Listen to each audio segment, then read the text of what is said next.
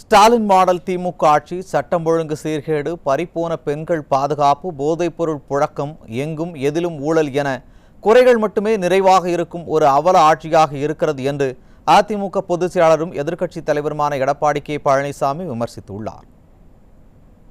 அதிமுக பொதுச் செயலாளரும் எதிர்க்கட்சித் தலைவருமான எடப்பாடி கே பழனிசாமி வெளியிட்டுள்ள எக்ஸ் தள பதிவில், பொதுவாக ஒரு ஆட்சிக்கான அடையாளமாக அந்த ஆட்சியில் நிறைவேற்றப்பட்ட மக்கள் நலத் திட்டங்களே திகழும் என்பதை ஸ்டாலினும் நன்கு உணர்ந்தே இருக்கிறார் என்றும், அதனால்தான் கடந்த ஒரு மாதமாக தொடர்ந்து வரிசையாக நாடகங்களை அரங்கேற்றி வருகிறார் என்றும் சுட்டிக்காட்டியுள்ளார். கவுண்டமணி ஒரு நகைச்சுவையில், இலையில் செங்கல்லை வைத்துவிட்டு சோத்தல கல்லு இருக்கு என்பர், அதுபோலத்தான் இருக்கின்றன ஸ்டாலின் கொண்டு வரும் தீர்மானங்கள் என்றும், இந்த கருணாநிதி காலத்து டெக்னிக் எல்லாம் இன்னும் மக்களிடம் செல்லுபடியாகும் என்று நம்புகிறீர்களா?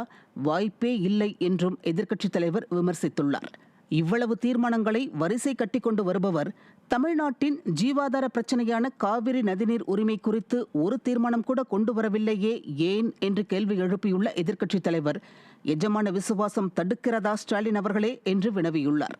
கர்நாடக காங்கிரஸ் முதல்வர், துணை முதல்வர் உள்ளிட்டோருடன் பல கூட்டங்களில் கொஞ்சி குலாவிக் கொண்டிருக்கும் நீங்கள் ஒரு முறையாவது காவிரி குறித்து பேசியதுண்டா?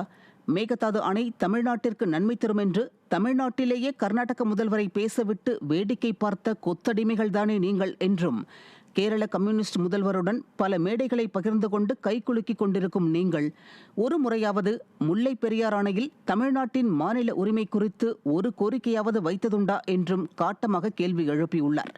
2009-14 UPA கூட்டணி ஆட்சியில் முதுகை காட்டினால் கூட கையெழுத்து போடும் அளவிற்கு காங்கிரசிற்கு அடிமை சாசனம் எழுதிவிட்டு மத்திய அரசில் பதவி சுகத்தை அனுபவித்த எஜமான விசுவாசிகள் நீங்கள்தானே என்று விமர்சித்துள்ளார்.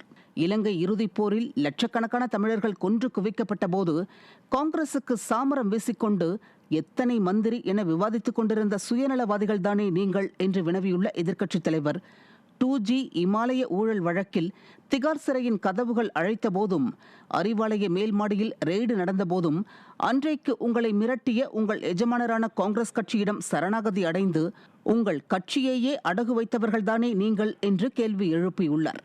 அறிவாலய கதவுகளை மூடிக்கொண்டாலும் உங்களின் கெஞ்சல் கதறல் சத்தம் அன்றைக்கு தமிழ்நாடு முழுக்கத்தான் நன்றாக கேட்டதே என்று குறிப்பிட்டுள்ள எதிர்க்கட்சித் தலைவர், காங்கிரஸ் கூட்டணி ஆட்சியில் நீட் என்ற தேர்வை அறிமுகம் செய்தவரே உங்கள் கட்சியை சேர்ந்த அன்றைய மத்திய இணை அமைச்சர் காந்தி செல்வன் தானே என்று குற்றம் சாட்டியுள்ளார். இப்படிப்பட்ட வரலாறு கொண்ட உங்களுக்கு அஇஅதிமுக பற்றி பேச என்ன அருகதை இருக்கிறதென்று கேள்வி எழுப்பியுள்ளார்.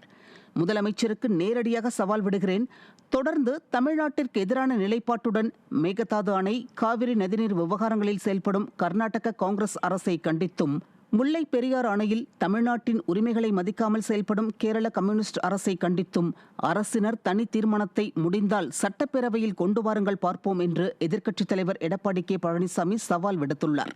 மேலும் அமைச்சர் நேருவுக்காக தொட்டுப்பார் சீண்டிப்பார் வீடியோ ஷூட்டிங் முடிந்துவிட்டதா? எப்போது ரிலீஸ்? சீரியஸ் அரசியலுக்கு நடுவில் மக்களுக்கு அந்த வீடியோ நல்ல நகைச்சுவையாக இருக்கும் என்பதால் அதனை தவறாமல் வெளியிட வேண்டும் என்று ஸ்டாலினை வலியுறுத்துவதாகவும் எதிர்க்கட்சித் தலைவர் குறிப்பிட்டுள்ளார்.